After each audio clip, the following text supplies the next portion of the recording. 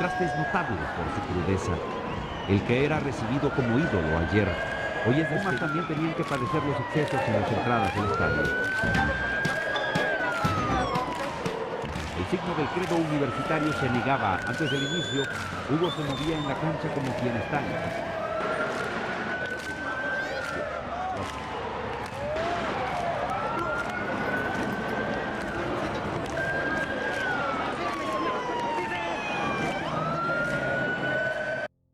Historias de barras bravas mexicanas, el día en que la Rebel golpeó y corrió a la Monumental y al Ritual del Caos en Ciudad Universitaria.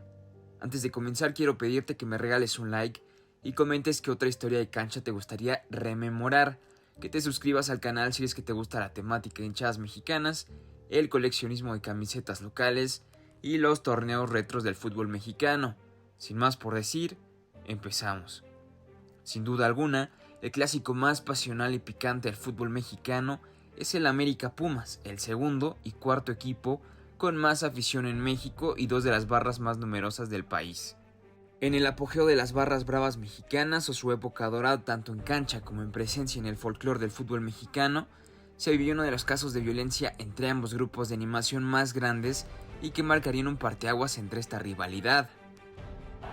Antes de llegar a aquellos meses finales del 2005, tenemos que hacer hincapié en el contexto de ambos equipos y sus hinchadas, la forma en que llegaron a aquel partido y la razón de por qué se dio esa explosiva pelea.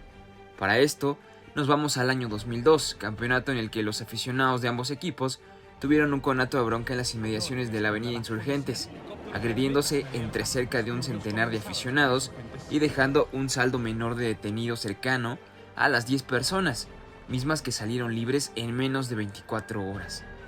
En el verano del 2002, en instancias de semifinales, la rivalidad se calentó aún más con la eliminación de Pumas a manos del América, partido disputado en Ciudad Universitaria y que dejaba calientitos a los azul y oro con un año de campal y eliminación a manos del acérrimo rival.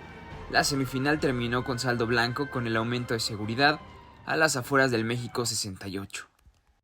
Por otra parte, la Monumental del América acarreó en menos de 3 años un historial impresionante de violencia en contra de otras barras, contando el conato de bronca ante Pumas, ya comentado, la agresión a aficionados de Toluca en el propio Estado de México, violentando a familias a las afueras del Estadio Azul para el clásico joven y llegando a su punto máximo en el año 2004 con 2 muestras de autoridad y poder que creían poseer estos aficionados. En marzo del 2004, integrantes de la Monumental llegaron a las instalaciones de la Federación Mexicana de Fútbol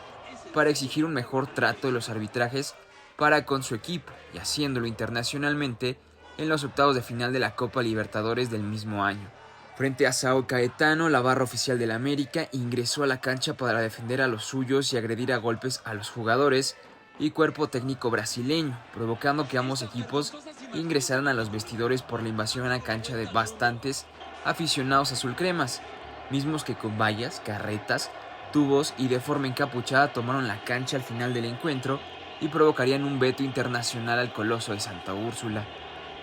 Estos fueron los principales actos violentos que acarreaban el historial la Monumental de la América durante por lo menos los últimos 3 años, concluyendo con el campeonato azulcrema en el Clausura 2005, y es aquí donde tomamos en cuenta otro de los puntos claves para que se diera dicho enfrentamiento, o sea, el cómo llegaban ambos equipos al clásico capitalino de finales de aquel año. América, como campeón y bajo el mando de Mario Carrillo, buscaba el bicampeonato, de manera firme mantenía el liderato de su grupo y terminaría incluso como el primero de la general con 38 puntos, goleando en repetidas ocasiones y llegando a la fecha 14 con un plantel B, descansando a jugadores muy importantes tales como Cuauhtémoc Blanco o Clever Boas, quienes verían el encuentro iniciado desde la banca. Por otra parte, Pumas vivía a la otra cara de la moneda, pues en el Clausura 2005 terminaba como 16avo de la general y veía a su acérrimo rival quedándose con el campeonato, además de caer contra un rival sencillo como era el Saprissa en la final de la CONCACAF de aquel año y perderse la oportunidad de asistir al Mundial de Clubes en Japón. Para la Apertura 2005, la relación entre la afición y Hugo Sánchez pasó de un idilio a pedir bajo un mismo grito la salida de Sánchez. El técnico bicampeón ya no era más querido en la institución y recibía abucheos, insultos y arrojo de objetos mientras se mantenía en la cancha. En este torneo, Pumas terminaría en la misma posición con 2 puntos más que el torneo anterior, y para el clásico capitalino el hervor de la afición solo se calmaría con una victoria en casa, puesto que se sabía con 0 oportunidades de clasificar a la liguilla. La afición hacía hincapié en incorporaciones pésimas como Cardetti o el difunto de Nigris, aunada a la salida de nombres adelante como Fonseca Cruz Azul, equipo que goleó a la Universidad 5-0 en Ciudad Universitaria, además del 5-1 recibido ante Chiapas por el equipo de Chava Cabañas. Compras tan absurdas como la de Cardetti o como la de Nigris. Con este amplio contexto, ahora sabes que antecedía a la tarde del clásico capitalino el 30 de octubre. Desde hace algunos torneos ya se sabía que las Águilas llegaban a Ciudad Universitaria en camionetas blindadas y no en camión, tras agresiones de la Rebel al autobús del América temporadas atrás, actos que terminarían con lesiones al rostro de algunos jugadores de Cuapa. Pudimos salir pues sanos y salvos. La porra de Pumas se enojó mucho en ese partido. Recuerdo que se empató o se ganó, no recuerdo, con un gol de chilena de Ricardo Rojas. Y después de ese acontecimiento fue cuando nos empezaron a llevar en camionetas blindadas, ¿no?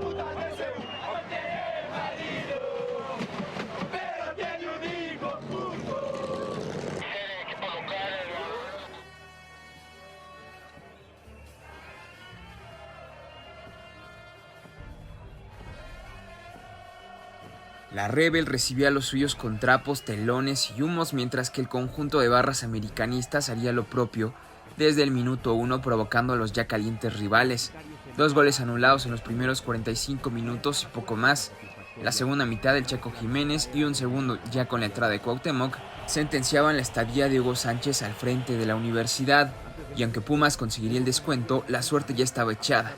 Minutos antes de culminar el 0-0, un grupo importante, la hinchada rebelde, forcejeó con los pocos granaderos que custodiaban la cabecera de Maratón y la zona de Pebetero. El cantado despido de Hugo, la derrota en el clásico y la forma de caer, además de un año de pésimos resultados deportivos, estallaron con el pitazo final del árbitro. La barra de Pumas agredió y saltó a los granaderos y corrieron toda su zona del estadio en busca de la barra visitante, misma que al ver el cerco policial superado, buscaron la salida de forma inmediata y corrieron por los pasillos externos del estadio en busca de los camiones RTP en donde se transportaban. La Rebel salió desde el Pebetero y, evadiendo el limitado cerco policial, que para este punto no es necesario decir, fracasó rotundamente según el protocolo establecido, aun y cuando existía un número mayor de oficiales de policía que en un partido cualquiera de la liga. Para ese momento, la barra más agresiva de México corrió por la avenida de los Insurgentes y se refugiaron en los susodichos camiones, siendo que los Pumas, aún ahí, les dieron alcance y golpearon a los que no corrieron rápido o no tenían tanta suerte, puesto que los barras del América se subieron a los techos de los camiones, que para ese momento eran apedreados y su interior no era seguro.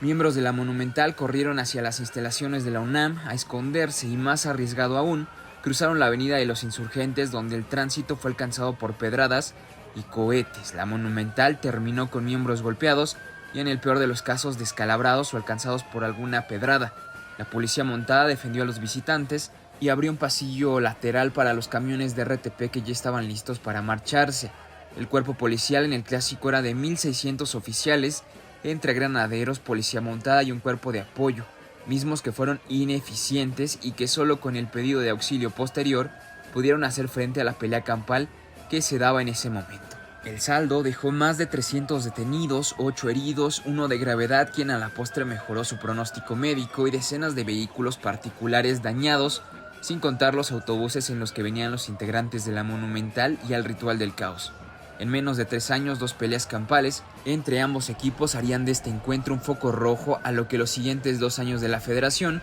buscaría poner punto final. Al día siguiente, absolutamente todos los implicados militantes de la Rebel salieron libres sin cargo alguno tras pagar una ligera fianza en el juzgado cívico, puesto que ni la Liga, la Fiscalía de la ciudad o la universidad presentaron alguna querella por daños o lesiones a particulares. El gobierno de ese entonces, del Distrito Federal, se comprometió a pagar los daños a vehículos particulares e impuso un veto de un partido al estadio universitario como castigo.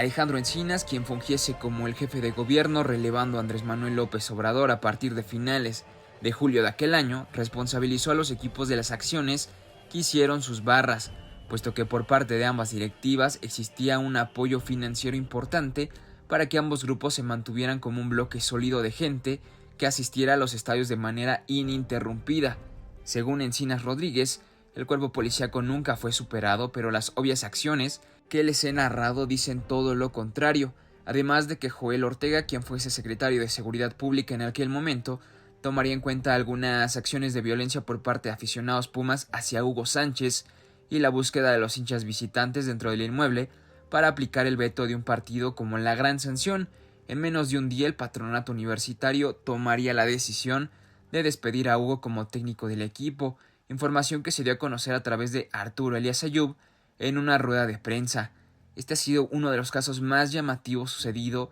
entre las barras bravas mexicanas. Cuéntame si ya conocías este dato, lo recordabas o si por completo no sabías de este suceso. ¿Qué otra historia te gustaría conocer a fondo y qué opinas de este caso en particular? Si este video te gustó, apóyalo con un like y suscríbete.